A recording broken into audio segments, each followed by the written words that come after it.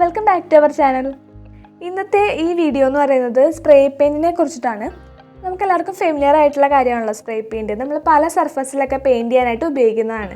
അതായത് ബ്രഷ് വെച്ച് പെയിൻറ്റ് ചെയ്യുന്നതിനേക്കാളും എളുപ്പത്തിൽ നമുക്ക് പെയിൻറ്റ് അപ്ലൈ ചെയ്യാൻ പറ്റുന്നതാണ് ഈ സ്പ്രേ പെയിൻറ്റിങ്ങിൻ്റെ ഒരു ഗുണം. പക്ഷേ അത് കറക്റ്റായിട്ട് അപ്ലൈ ചെയ്തില്ല എന്നുണ്ടെങ്കിൽ അതാകെ കുളമായി പോവുകയും ചെയ്യും.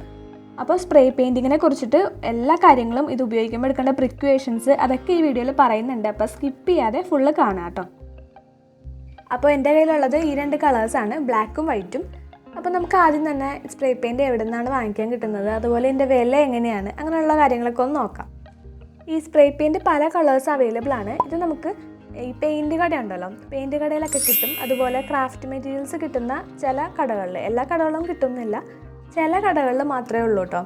പിന്നെ നമുക്ക് ഓൺലൈനായിട്ട് വാങ്ങിക്കാൻ കിട്ടും. അതായത് ആമസോൺ അല്ലെങ്കിൽ ഫ്ലിപ്കാർട്ട് അങ്ങനെയുള്ള ഓൺലൈൻ ഷോപ്പിംഗ് സൈറ്റുകളിലൊക്കെ ഇത് അവൈലബിൾ ആണ്. അതിൽ നമുക്ക് ചിലപ്പോൾ ഓഫേഴ്സൊക്കെ ഉണ്ടാവും കേട്ടോ.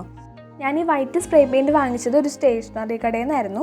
ഇതിന് 250 രൂപയാണ് അതിൽ വില എഴുതിയേക്കുന്നത്, പക്ഷേ 200 രൂപയായിരുന്നു കേട്ടോ ആക്ച്വൽ പ്രൈസ് ആയത്. പിന്നെ ഈ ബ്ലാക്ക് വാങ്ങിച്ചത് എമൽഷൻ പെയിൻ്റൊക്കെ കിട്ടുന്ന കടയുണ്ടല്ലോ, അതായത് നമ്മളുടെ വോൾ പെയിൻ്റൊക്കെ കിട്ടുന്ന കട, ആ ഒരു കടയിൽ നിന്നാണ് ഇത് വാങ്ങിച്ചത്. ഇതിൽ എഴുതിയേക്കുന്ന പ്രൈസ് 200 ആണ്, പക്ഷേ 150 ആയുള്ളൂ. അപ്പോൾ എനിക്ക് തോന്നുന്നു ഒരു 150, 250 ആ ഒരു റേഞ്ചിലായിരിക്കും ഇത് അവൈലബിൾ ആയിട്ടുണ്ടാണ്.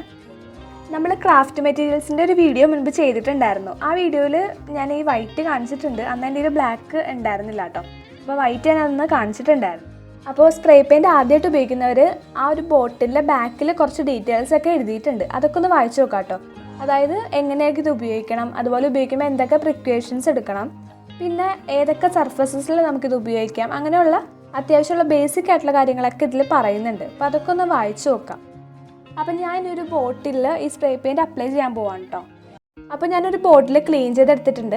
നമുക്ക് ഈ സ്പ്രേ പെയിൻറ്റ് ഏത് സർഫസിൽ വേണമെങ്കിലും ഉപയോഗിക്കാം കേട്ടോ. ഞാനിപ്പോൾ ഒരു ബോട്ടിൽ ചെയ്ത് കാണിക്കുന്നേ ഉള്ളൂ. പിന്നെ ആ കുപ്പിയുടെ ഓപ്പണിങ്ങിൽ ഞാൻ കുറച്ച് ന്യൂസ് പേപ്പർ ഇങ്ങനെ തിരികെ വെച്ചിട്ടുണ്ട്. അപ്പോൾ നമുക്ക് ആ പെയിൻറ്റ് ചെയ്യുന്ന സമയത്ത് കുപ്പിയിൽ പിടിക്കാതെ ന്യൂസ് പേപ്പറിൽ പിടിച്ചിട്ട് ഇങ്ങനെ തിരിച്ച് കൊടുക്കാം. ചില സ്പ്രേ പെയിൻറ്റിൻ്റെ ബോട്ടിലിൽ ഇതേപോലെ ഒരു എക്സ്ട്രാ സീലും കൂടി ഉണ്ടാവും കേട്ടോ.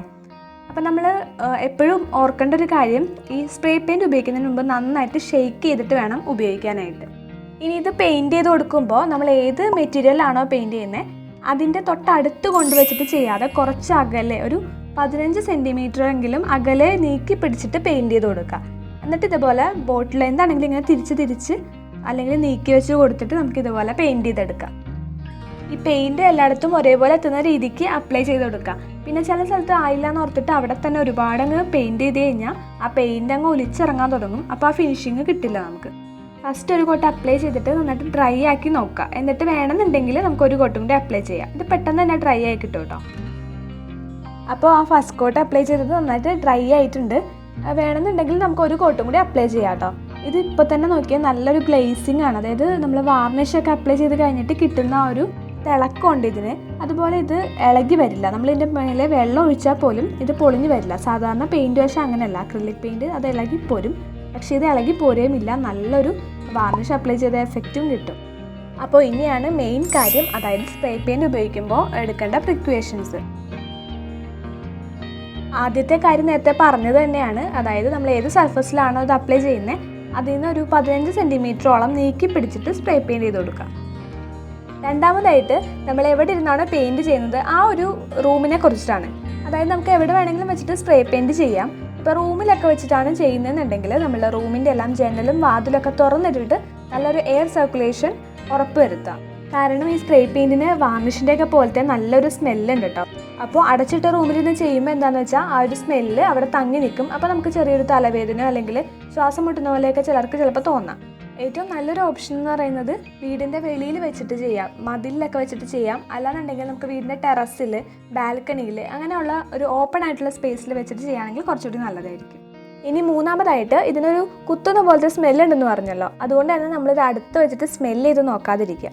ഇനി ലാസ്റ്റ് വൺ വന്നിട്ട് നമ്മൾ സ്പ്രേ പെയിൻറ്റിങ് ചെയ്യുന്ന സമയത്ത് ഗ്ലൗസ് ഉണ്ടെങ്കിൽ അത് കയ്യിലിട്ടിട്ട് ചെയ്യുക. കാരണം സാധാരണ അക്രിലിക് പെയിൻ്റൊക്കെ നമ്മൾ കൈ കഴുകിയാൽ അങ്ങ് അപ്പം തന്നെ അത് ഇളകി പൊക്കോളും. പക്ഷേ ഇതങ്ങനെയല്ല, ഒരു ഓയിൽ കണ്ടൻറ്റ് പോലെയാണ് ഈ സ്പ്രേ പെയിൻറ്റിനുള്ളത്. അതുകൊണ്ട് അത് നമ്മൾ വെറുതെ കൈ കഴുകിയാലൊന്നും അങ്ങനെ പെട്ടെന്ന് പോവില്ല. അപ്പോൾ ഒരു പ്രിക്കോഷനായിട്ട് ഗ്ലൗസ് യൂസ് ചെയ്യാം. ഇനി കയ്യിലൊക്കെ പെയിൻറ്റ് ആയിക്കഴിഞ്ഞാൽ അതെങ്ങനെ കളയാമെന്നും കൂടി പറയാം. ഏതെങ്കിലും ഒരു കുക്കിംഗ് ഓയിൽ എടുക്കുക. എന്നിട്ട് നമ്മൾ ഈ പെയിൻ്റ് ആയ പോർഷനിൽ ഈ കുക്കിംഗ് ഓയിൽ വെച്ചിട്ട് നന്നായിട്ട് സ്ക്രബ് ചെയ്യുക. പെയിൻറ്റ് പോകുന്നത് വരെ നന്നായിട്ട് സ്ക്രബ് ചെയ്യുക. എന്നിട്ട് അതിന് ശേഷം സോപ്പും വെള്ളം ഉപയോഗിച്ച് കൈ കഴുകുക. അപ്പോൾ സ്പ്രേ പെയിൻറ്റിങ്ങിനെ കുറിച്ചിട്ട് എനിക്കറിയാവുന്ന ഒരു എല്ലാ കാര്യങ്ങളും ഞാൻ ഈ വീഡിയോയിൽ പറഞ്ഞിട്ടുണ്ട്. വീഡിയോ ഇഷ്ടപ്പെട്ടെങ്കിൽ നിങ്ങൾ ലൈക്ക് ചെയ്യുക. പിന്നെ നിങ്ങളുടെ അഭിപ്രായങ്ങളൊക്കെ കമൻറ്റ് സെക്ഷനിൽ പറയാം കേട്ടോ. അതുപോലെ ഈ വീഡിയോ ഹെൽപ്ഫുൾ ആകുമെന്ന് തോന്നുന്നവർക്കൊക്കെ ഒന്ന് ഷെയർ ചെയ്ത് കൊടുക്കുക.